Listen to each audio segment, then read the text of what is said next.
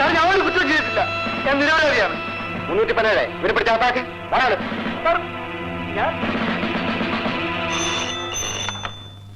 Hello Ravi here.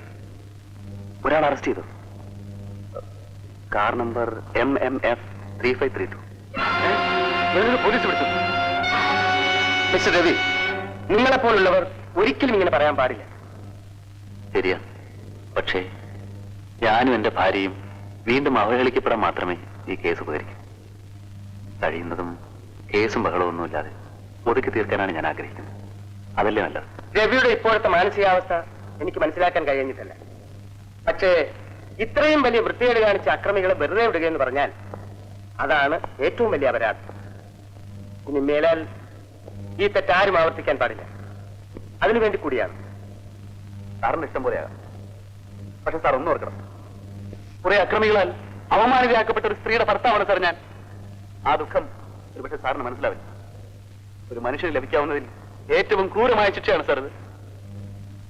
അതിനും പുറമെ കോടതിയിൽ നൂറുകണക്കിന് ആളുകളുടെ മുന്നിൽ വെച്ച് വക്കീലന്മാർ കുത്തി കുത്തി ചോദിക്കുന്ന ചോദ്യങ്ങൾക്ക് മറുപടി പറയാൻ കഴിയാതെ ഞാനും എന്റെ ഭാര്യയും തലകുറിച്ച് നിൽക്കാൻ കഴിയും. മിസ്റ്റർ രവി, 20 വർഷം പോലീസ് ഡിപ്പാർട്ട്മെന്റിൽ സേവനമനുഷ്ഠിച്ചവനാണ് ഞാൻ. നിങ്ങളുടെ വികാരം എനിക്ക് മനസ്സിലാവും. പക്ഷേ കുറ്റവാളികൾ ശിക്ഷിക്കപ്പെട്ടേ മതിയാവും. സാറിന്റെ ഇഷ്ടം പോലെ ചെയ്തോ. പണ്ടാരോ പറഞ്ഞതുപോലെ ക്രൂശിക്കപ്പെട്ട് കഴിഞ്ഞു. ഇനി വേദന അനുഭവിച്ചല്ലേ മതിയാവും. Okay sir. സാർ എപ്പോൾ വിളിച്ചാലും ഞാൻ വരാം. By the by, how is your wife? She's okay.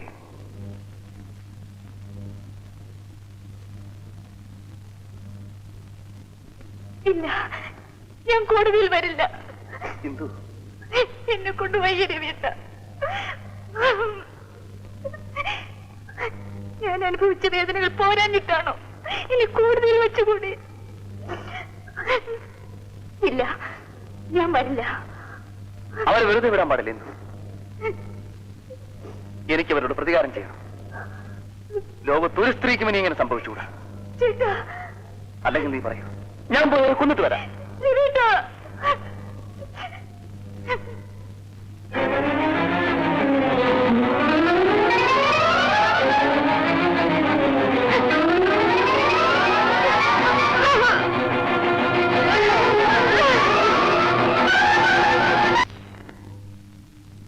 Good morning sir. Good morning. ഇരിക്കൂ. ഞാൻ ഇവർക്ക് വേണ്ടി ജാമ്യം എടുക്കാൻ വന്നതാണ്.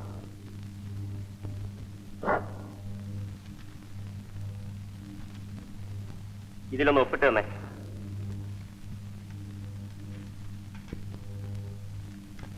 ഗോപാലൻ നായരെ, അവനെ കൂടി ഇനി വിളിക്കൂ. സാർ.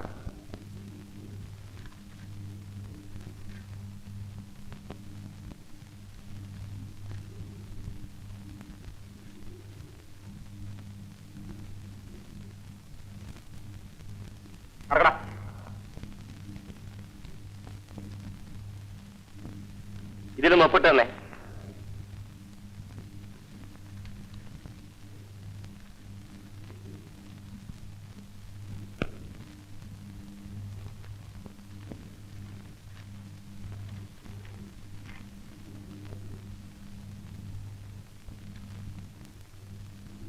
Thank you sir.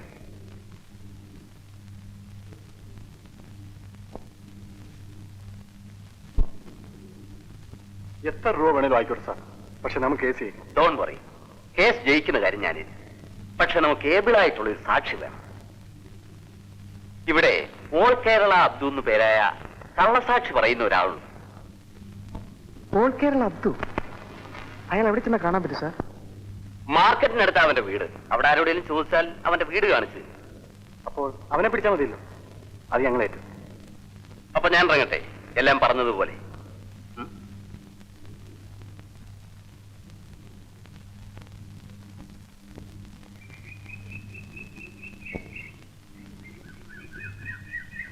നീയാണോടാ ആൾ കേരള അബ്ദു? അതെ, എന്താ കാര്യം? ഒരു കേസുണ്ട്, അതിന് സാക്ഷി പറയണം. കള്ളസാക്ഷി പറയുന്ന പണിയാ നിർത്തിയല്ലോ. ആർക്കാണെന്ന് അതിന്റെ വിചാരം? ഏത് ദേവേന്ദ്രനായാലും. ഇത് കൊച്ചു മുതലാളിക്ക് വേണ്ടിയാ. ഏതാണോ എന്റെ കൊച്ചുമുതലാളി? ഓഹോ, കൊച്ചു മുതലാളി ആരാണെന്ന് അറിഞ്ഞാലേ നീ പറയത്തുള്ളോ? അവന്റെ തന്ത വലിയ മുതലാളി ഉണ്ടല്ലോ, അയാൾ വിളിച്ചാൽ അബ്ദു വരികയല്ല, പിന്നെ അവന്റെ കൊച്ചു മുതലാളി. എങ്കിൽ നിന്നെ ഞങ്ങൾ കൊണ്ടുപോകും, അത് തീർച്ച. പട്ടികളെ, ഒരടി മുമ്പോട്ട് വെച്ച എല്ലാത്തിന്റെ മയ്യത്തേനെ എടുപ്പിക്കും. ചോര കൊണ്ടുപോയി കൊണ്ടുപോടാ.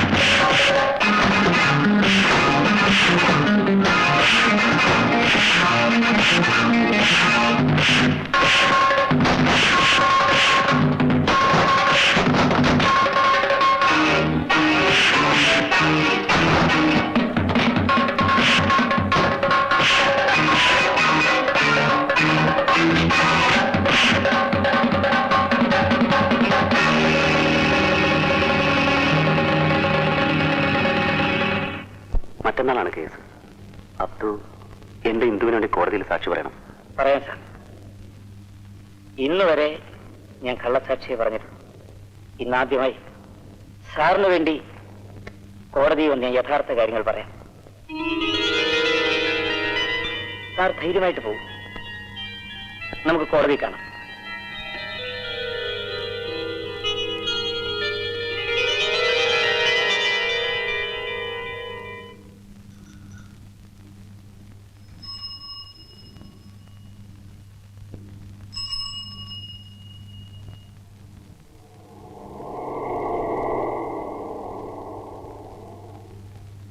ഒന്ന് നിൽക്കണേ.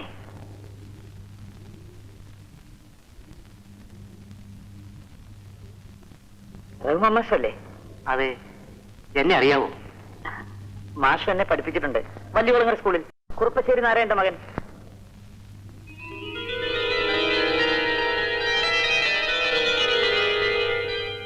നാരായണന്റെ മകൻ ഗോപിയോ? അതെ.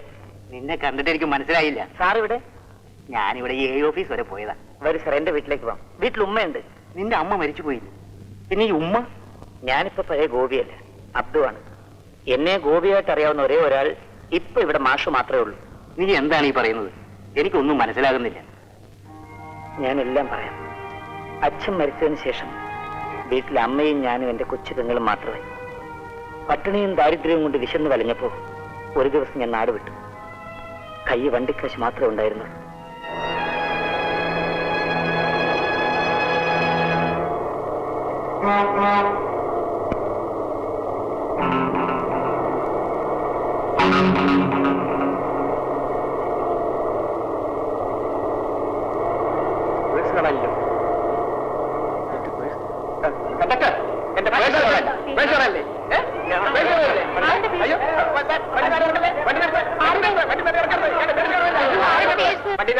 എല്ലാരും ഒന്ന് പരിശോധിക്കണം. ഇവരുടെ സഞ്ചി ഒന്ന് നോക്കിക്കളയാ. നോക്കത്തില്ല. ഈ പൈസ ഇതാണോ?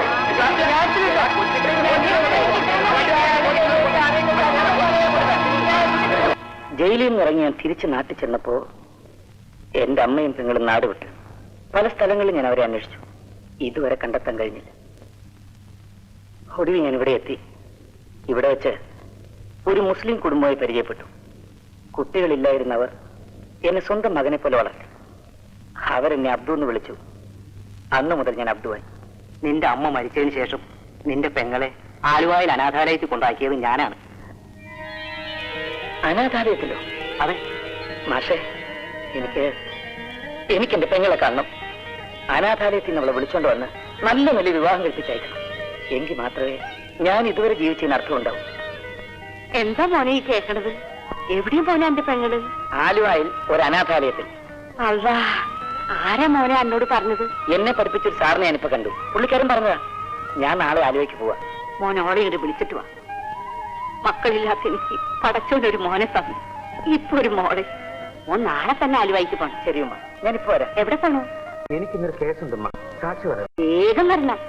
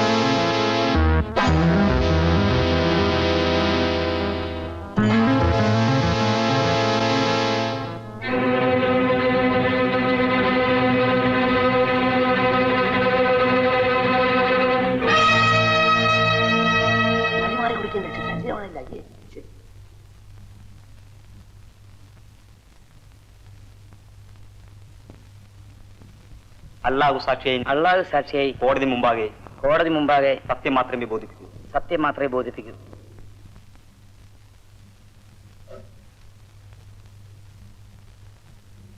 ആ, എന്താ നിങ്ങളുടെ പേര്? അബ്ദു. ഈ നിൽക്കുന്ന സ്ത്രീയെ നിങ്ങൾ അറിയുമോ? അറിയും. ഈ നിൽക്കുന്ന 3 പേരെയും നിങ്ങൾ അറിയുമോ? അറിയും. സംഭവം നടന്ന ദിവസം ഇവർ 3 പേരെയും ഈ സ്ത്രീയെയും നിങ്ങൾ എവിടെ വെച്ചാണ് കണ്ടത്? ഏത് സംഭവം? ഈ സ്ത്രീ അവരുടെ ഭർത്താവും ഒന്നിച്ച് സെക്കൻഡ് ഷോ സിനിമ കഴിഞ്ഞ് വരുമ്പോൾ പ്രതികൾ 3 പേരും കൂടി അവരുടെ ഭർത്താവിനെ തല്ലി താഴെയിട്ടിട്ട് ഈ സ്ത്രീയെ കാറിൽ കയറ്റിക്കൊണ്ടുപോകുന്നത് നിങ്ങൾ കണ്ടതല്ലേ? ഞാൻ കണ്ടിട്ടില്ല.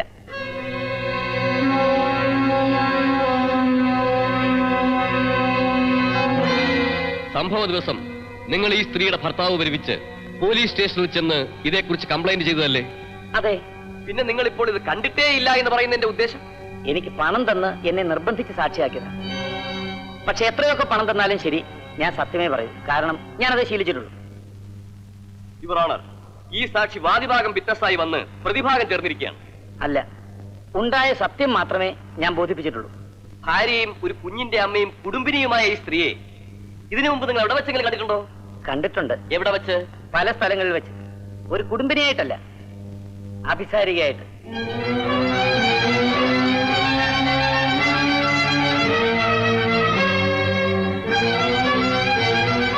ഇവരുടെ ഭർത്താവ് ഒരു ബാങ്ക് ഉദ്യോഗസ്ഥനാണ്. രാവിലെ ഇവർക്ക് പോകേണ്ട സ്ഥലങ്ങളിൽ അദ്ദേഹം തന്നെ അവരെ കൊണ്ടാക്കാറ്. അദ്ദേഹം ഓഫീസിൽ നിന്ന് വൈകിട്ട് മടങ്ങി വരുമ്പോഴേക്കും കയ്യിൽ 1000കണക്കിന് രൂപയുമായി നല്ലവരെന്ന് പറയുന്ന ഈ സ്ത്രീ കാത്തു നിൽക്കാറുണ്ട്. ഇവരുടെ പ്രധാന തൊഴിൽ ഇത് തന്നെയാണ്. That's all wrong.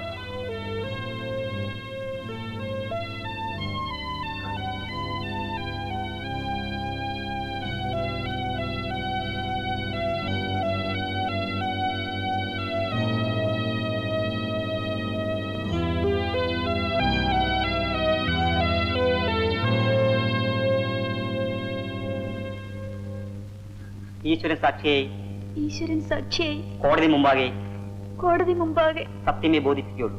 സത്യമേ ബോധിപ്പിക്കുകയുള്ളൂ.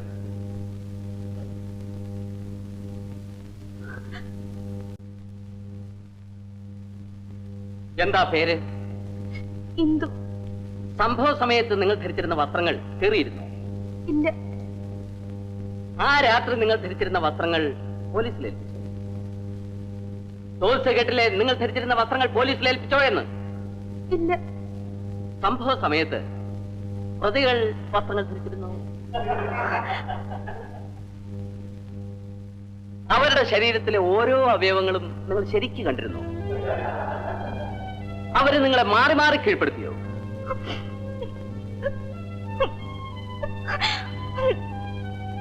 തോറ്റ കേട്ടില്ലേ? കേട്ടു. എത്ര പേരാണ് നിങ്ങളെ ആക്രമിച്ചത്? 2 പേര്. നിങ്ങൾ പോലീസിൽ കൊടുത്ത മൊഴിയിൽ പറഞ്ഞിരിക്കുന്നത് 3 പേരാണ് നിങ്ങളെ മാനഭംഗപ്പെടുത്തിയതെന്നാണ്. പക്ഷെ ഇപ്പൊ നിങ്ങൾ പറയുന്നു 2 പേരാണെന്ന്. Your honour, please be noted. അവര് നിങ്ങളെ മാനഭംഗപ്പെടുത്തിയത് എങ്ങനെയാണെന്ന് നിങ്ങൾക്കൊന്ന് വർണ്ണിക്കാവോ? ഇല്ല, എന്നെ കൊണ്ടാവില്ല.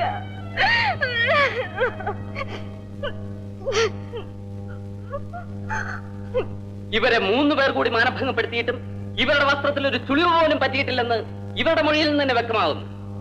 ആദ്യം തന്നെ ആക്രമിച്ചത് 3 പേരാണെന്നും പിന്നീട് 2 പേരാണെന്നും പരസ്പര വിരുദ്ധമായ മൊഴികളാണ് അവരിവിടെ നൽകിയിട്ടുള്ളത്. ആയതിനാൽ എന്റെ കക്ഷികൾ നിരപരാധികളാണെന്നും അവരെ വെറുതെ വിടണമെന്നും ബഹുമാനപ്പെട്ട കോടതിയോട് ഞാൻ അപേക്ഷിക്കുന്നു. That's all your honour. ഈ കേസിന്റെ വിധി അടുത്ത ശനിയാഴ്ച പറയുന്നതായിരിക്കും.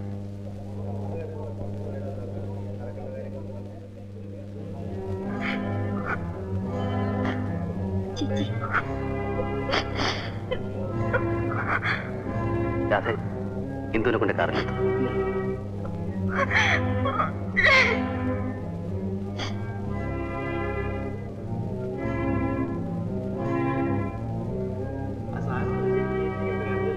എന്നാ പറഞ്ഞു തൊഴാം. അതോ ആ പിടിച്ചോ, നിങ്ങൾ നോക്കൂ. എടാ, നീ എന്നെ പറഞ്ഞു വഞ്ചിച്ചു അല്ലേ? എന്റെ ഇന്ദുവിന് വേണ്ടി സാക്ഷി പറയാമെന്ന് പറഞ്ഞിട്ട് നീ ഇപ്പോ പോടാ അവിടുന്ന്.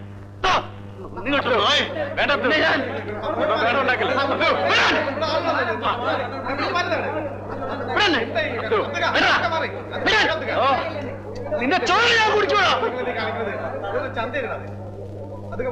ഉം.